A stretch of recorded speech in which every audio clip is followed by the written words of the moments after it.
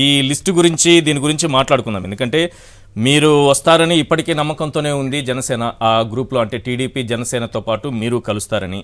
కానీ మీరు కలవక ముందే అభ్యర్థుల్ని ఖరారు చేసుకుని ఆఖరికి అభ్యర్థులను కూడా ప్రకటించుకునేటటువంటి పరిస్థితి వచ్చింది. ఇక్కడ అందుతున్న వార్త ఏంటంటే, ఒకటి, బీజేపీ ఒంటరి పోరుకు సిద్ధమవుతోందా? గ్రౌండ్ లెవెల్లో మీరు చేస్తున్నటువంటి కార్యక్రమాలను చూస్తుంటే అనిపిస్తోంది. ఎందుకంటే 175 నియోజకవర్గాలకు ఆశావహులు ఎవరున్నారో లిస్టు తయారు చేసి కేంద్రానికి, మీ అధిష్టానానికి పంపించే పనిలో ఉన్నారు. ఒకటి, 25 పార్లమెంటు స్థానాలకు సంబంధించి ఈరోజు కార్యాలయాలు వర్చువల్గా అన్నీ కూడా ప్రారంభించుకున్నారు. ఏంటి, మీరు కలిసి వెళుతున్నారా లేదా? ఇంకా కలిసి ఉన్నారా లేదా?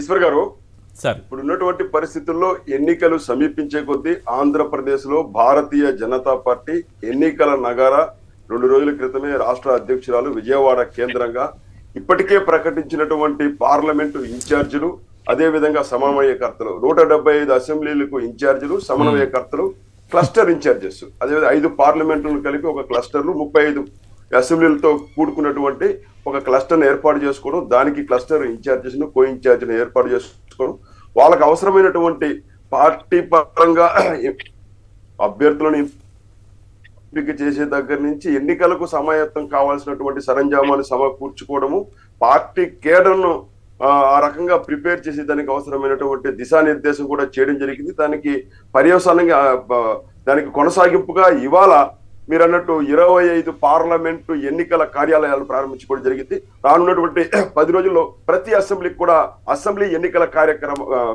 ఆఫీసులు కూడా మేము ఓపెన్ చేసుకోబోతున్నాం.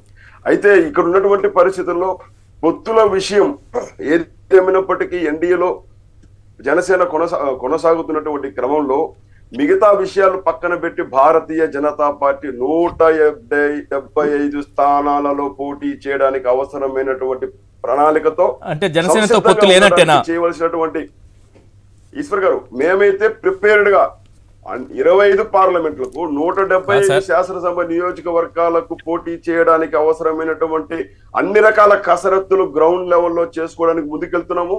రేపటి నుంచి ఒక వారం రోజుల పాటు గాంచలో, అంటే పల్లెకు పోదామనేటువంటి కార్యక్రమంలో భాగంగా ప్రతి నాయకుడు 24 గంటల పాటు పక్క గ్రామంలో ఉండడం, అక్కడ ఉన్నటువంటి బలాబలాలు, ఇతర పార్టీల యొక్క బలాబలాలు, పార్టీ యొక్క బలాన్ని, కేడర్ ని ఉత్సాహపరిచే విధంగా కార్యక్రమాలు రూపొందించుకున్నారు. మీరు ఇన్ని కార్యక్రమాలు చేస్తున్నారు కాబట్టి క్వశ్చన్ అడుగుతున్నా. మీరు అన్ని కార్యక్రమాలు చేస్తున్నారు. 175 నియోజకవర్గాలకు సంబంధించి ఆశావహుల లిస్టు ప్రిపేర్ చేసుకున్నారు. 25 పార్లమెంటు స్థానాల్లో కార్యాలయాలు ఓపెన్ చేసుకున్నారు. ప్రతి నియోజకవర్గంలో 37 మందితో ఎన్నికల మేనేజ్మెంట్ కమిటీలు ఏర్పాటు చేశారు. 4 తర్వాత అమిత్ షా, నడ్డా రాబోతున్నారు, ప్రచారం చేయబోతున్నారు బీజేపీ తరఫున. ఇవన్నీ చూసిన తరువాత సింపుల్, మీరు జనసేనతో కలిసి వెళుతున్నారా లేదా? ఇప్పటికైతే బ్రేకప్ అయిపోయింది, ఇక లేదు. ఎందుకంటే జనసేన పూర్తి స్థాయిలో టికెట్లు, సీట్లు పంచుకునే స్థాయికి వెళ్ళిపోయింది. అక్కడ లిస్టు కూడా బయటికి రిలీజ్ చేసేస్తున్నారు. ఇంకా మీరు కలుస్తున్నారా లేదా? బీజేపీ జనసేన విడిపోయినట్టేనా? ఈశ్వర్ గారు, ఇక్కడ మనం ఒకటి అర్థం చేసుకోవాలి. బీజేపీ క్లియర్ గా ఉంది. మేము అభ్యర్థుల యొక్క వివరాలు సేకరించేటువంటి పనులు, కార్యాలయాలు ప్రారంభించుకోవడము, కరపత్రాలు, ప్రచారం, దాదాపుగా ఎన్నికల బరిలో దిగితే ఎలా ఉంటుందో ఆ రకమైన పనిలో దిగేశాం. సో మీరు అన్నట్టు కేంద్ర నాయకత్వం ఇచ్చేటువంటి సూచనలకు ఏమాత్రము ఎదురు చూడకుండా మేమైతే పనిలో దిగేశాం. అన్ని అసెంబ్లీ కాదు, మీరు పనిలో దిగింది వేరు. ఒక చిన్న కరెక్షన్ చెప్తాను, నా తప్పైతే మీరు చెప్పండి. మీరు పనిలో దిగి ఏం చేశారు? టీడీపీతో పొత్తు పెట్టుకోవాల్సిందే. విజయవాడలో జరిగినటువంటి సమావేశంలో చాలా మంది నాయకులు చెప్పారు కదా, టీడీపీతో పొత్తు పెట్టుకోవాలి. అన్ని దినపత్రికల్లో, ఈనాడులో, ఆంధ్రజ్యోతిలో ఫ్రంట్ పేజీలో టీడీపీతో పొత్తులో వెళితేనే మనకు లాభం అని మీరు ఒక అందరి అభిప్రాయ సేకరణ చేసి దాన్ని కేంద్రానికి పంపిస్తే, ముందు ఆ విషయాన్ని పక్కన పెట్టి 175 నియోజకవర్గాలకు సంబంధించినటువంటి అభ్యర్థుల ఆశావహులు ఎవరున్నారో ముందు అది తయారు చేయమని చెప్పారు. అంతేగాని ముందు మీ అధిష్టానం చెప్పకముందే మీరే తయారు చేయట్లేదు 175 నియోజకవర్గాల అభ్యర్థుల లిస్టు. అది అధిష్టానం చెప్పింది. నా తప్పైతే మీరు కరెక్ట్ చేయండి. లేదు ఈశ్వర్ గారు, ఏదేమైనప్పటికీ కూడా మేము సంసిద్ధంగా ఉన్నాము అన్ని రకాలుగా ఎన్నికలు. కాదు సార్, ఇంకా నేను డైరెక్ట్ గా అడుగుతున్నాను, ఎందుకు జనసేనతో మీ పొత్తు లేదు అని ఎందుకు చెప్పట్లేదు? మీరు చెప్పండి సార్. ఈశ్వర్ గారు, విజయవాడ కేంద్రంగా జరిగిన శ్రీనివాస్ గారు ఒక్క నిమిషం, విజయవాడ కేంద్రంగా జరిగినటువంటి సమావేశంలో కొంతమంది అభిప్రాయం వినిపించారనేటువంటి వార్తలు వచ్చాయి కదా. నిజంగా అలాంటి అభిప్రాయాలు బయటకు రావాలనుకుంటే రాష్ట్ర అధ్యక్షురాలు లేక పార్టీ ప్రతినిధులుగా ఉన్నటువంటి స్పోక్స్ పర్సన్స్ మేమో చెప్పాలి. ఎక్కడికక్కడ అనుకూలంగా రాసుకొని దాన్ని మాకు ఆపాదించేటువంటి ప్రయత్నం లేదు. ఆ రోజు అభిప్రాయం వ్యక్తం చేసిన వాళ్ళు సీఎం రమేష్ ఇలాంటి వాళ్ళే కదా, మీ పార్టీలోకి వచ్చిన నాయకులే కదా, సుజనా చౌదరి, సీఎం రమేష్, ఇంకా మిగతా నాయకులు ఆదినారాయణ రెడ్డి, వీళ్ళందరే కదా మనం టీడీపీతో కలిసి వెళితే మంచిదనేటటువంటి అభిప్రాయాన్ని వ్యక్తం. నిజమైన బీజేపీ నాయకులు ఎవరు ఆ మాట అనలేదు, టీడీపీ నుంచి వలస వచ్చారు కదా. మీరు కాన్ఫ్లిక్ట్ తీసుకురావాల్సిన అవసరం పోనీ అది కూడా కాదు, మీ బీజేపీ నాయకులే కొంతమంది అని అనుకుంది, టీడీపీ కాదు, పోనీ నేను విత్డ్రా చేసుకుంటున్నా, టీడీపీ నుంచి వచ్చిన వాళ్ళు అనే పదాన్ని విత్డ్రా చేసుకుంటా. మీ బీజేపీ నాయకులే టీడీపీతో పొత్తు కావాలని అన్నారా లేదా?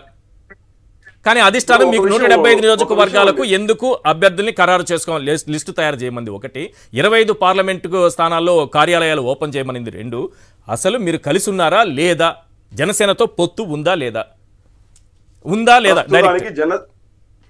చాలా సూటిగా సమాధానం చెప్తున్నాను. ప్రస్తుతానికి జనసేనతో పొత్తు కొనసాగుతుంది.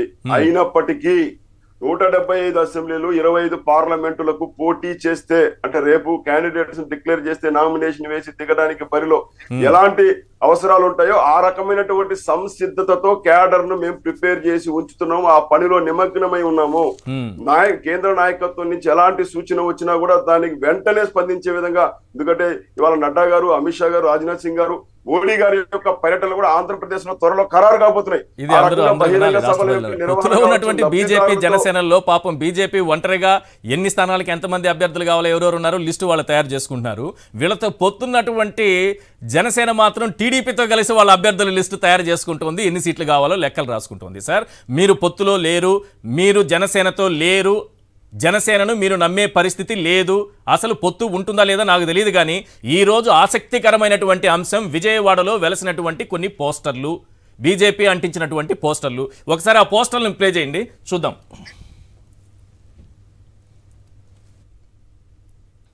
ఎస్, ఆంధ్రాలో ఒక్కసారి, కేంద్రంలో మరొక్కసారి బీజేపీ సర్కార్. ఎవరెవరు ఉన్నారు చూడండి అక్కడ. ప్రధాని మోడీ గారు ఉన్నారు, నడ్డా గారు ఉన్నారు, రాష్ట్ర అధ్యక్షురాలు పురంధేశ్వరి గారు ఉన్నారు. అదే టీడీపీ జనసేన అయితే టీడీపీ జనసేనను గెలిపించండి అని అడుగుతున్నారు. ఇద్దరు అడుగుతున్నారు, డైరెక్ట్ గా అడుగుతున్నారు. చంద్రబాబు అడుగుతున్నారు, పవన్ కళ్యాణ్ అడుగుతున్నారు, టీడీపీ జనసేనను గెలిపించండి అని. మరి ఎందుకు మీతో పొత్తులో ఉన్నటువంటి పవన్ కళ్యాణ్ పోస్టర్లో లేరు? ఎందుకు మాయమైపోయారు? పవన్ కళ్యాణ్ పోస్టర్ల నుంచి ఎందుకు మాయమైపోయారు?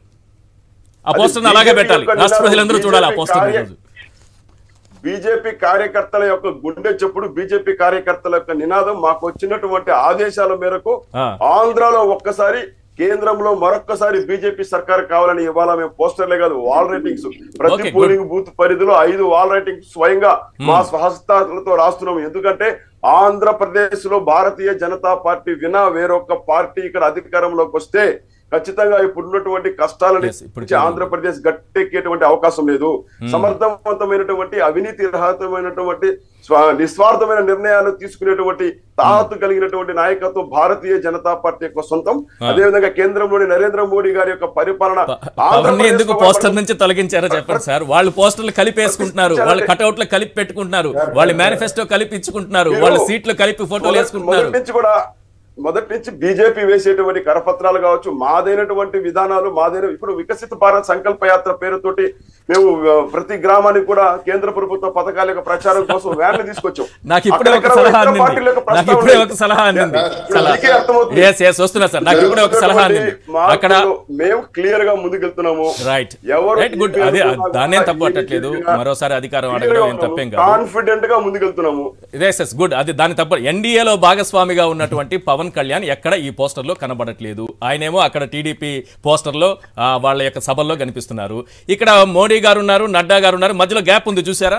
ఆ గ్యాప్ పవన్ కళ్యాణ్ కోసం పెట్టారట, ఆ తర్వాత తీసేశారు. పవన్ కళ్యాణ్ ఉన్నారు, తర్వాత తీసేశారు. ప్రధానమంత్రి నరేంద్ర మోడీ గారు, మా జాతీయ అధ్యక్షులు నడ్డా గారు, రాష్ట్ర అధ్యక్షులు పురంధేశ్వరి మాత్రమే ఉంటారు. అవును సార్, ఎన్డీఏలో భాగస్వామి క్లియర్ గా ఉన్నాము.